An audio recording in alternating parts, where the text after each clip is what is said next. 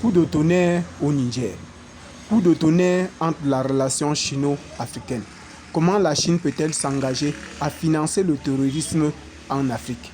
Écoutons. Ambassadeurs, quand ils se sont engagés dans des négociations en septembre, octobre, avec Salah, Mahmoud Salah, oui, qui a été pris le 22 février par les forces armées libyennes. C'est ça.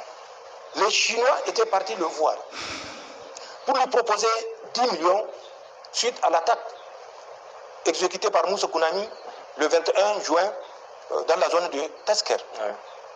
Donc ils sont partis le voir pour lui dire: nous vous proposons 10 millions de dollars pour que vous ne vous attaquiez plus à nos infrastructures. Ces 10 millions de dollars devaient transiter à Paris par l'intermédiaire d'une dame qui est docteur Mena, je ne la connais pas. D'accord. Elle se connaît, peut-être les Nigériens aussi la reconnaissent ou la reconnaîtront.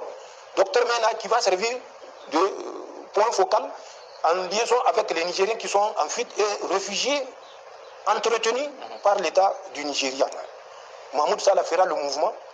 Nous savons où il a passé, où il a obtenu des passeports et il devait se rendre au Nigeria, à Abuja ou à Sokoto pour récupérer ce transfert-là, certainement en ayant laissé des commissions aux intermédiaires.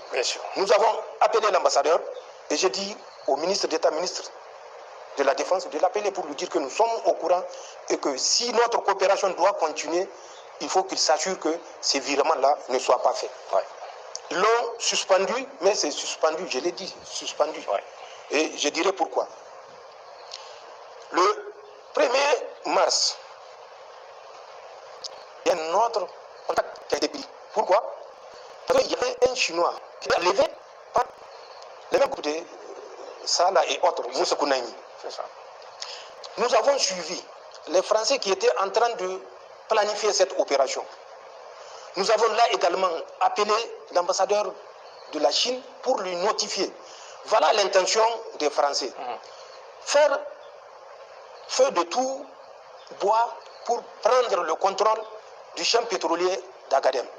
Ils ont envoyé à travers le Moussa Kounami, le Mahmoud Salah, des éléments pour kidnapper des expatriés chinois et réclamer de l'argent. Nous l'avons informé. Je l'ai mieux orienté vers la DG2SE pour lui faire un mémo qu'il doit transmettre à ses compatriotes qui sont sur le champ pétrolier. Qu'aucun Chinois ne bouge sans escorte. Qu'aucun Chinois ne bouge sans escorte. Il a pris note, on lui a remis le mémo, il est parti. Moins d'une semaine après, on apprend un Chinois s'est levé avec un véhicule, 2 gardes, pour sortir en mission. Et pire, l'itinéraire qu'il a suivi, personne n'est au courant de cet itinéraire-là. Pour faire simple, la route qu'il a suivie, personne n'est au courant de cette route-là. Il s'appelle Zhao Wendong. Ils sont partis en cours de route, comme par magie, ils ont été interceptés. Nos 2 gardes qui l'accompagnaient ont été abattus. Abattus, carrément. Lui, il a été enlevé. Pour vous dire,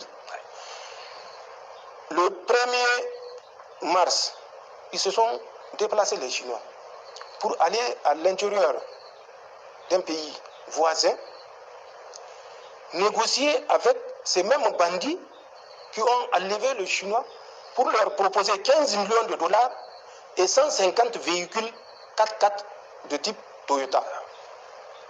Quand nous avions appris ça, là également, nous avons convoqué l'ambassadeur pour lui dire: cette façon de faire n'est pas de nature à réconforter l'État nigérien, à avoir confiance. Ils ont fait semblant de suspendre, mais nous avons appris le 22 de ce mois de mai que le Chinois a été libéré sans que personne ne sache. Il a été tranquillement amené vers Djibela, il paraît, et déposé avec une réserve alimentaire.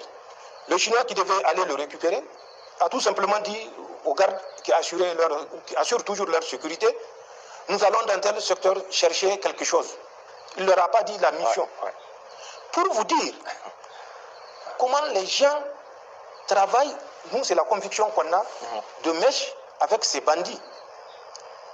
Imaginez que le dispositif d'abonnement soit un dispositif léger et que des gens qui sont de toutes les façons sans parole de l'autre côté, bien sûr, telle une embuscade à nos gens. C'est encore d'autres expatriés enlevés qu'on va déplorer. Et on va indexer le Niger, les FDS nigériennes d'incapacité. Parce que c'est ce qu'il faut faire comprendre au monde. C'est ça l'intoxication.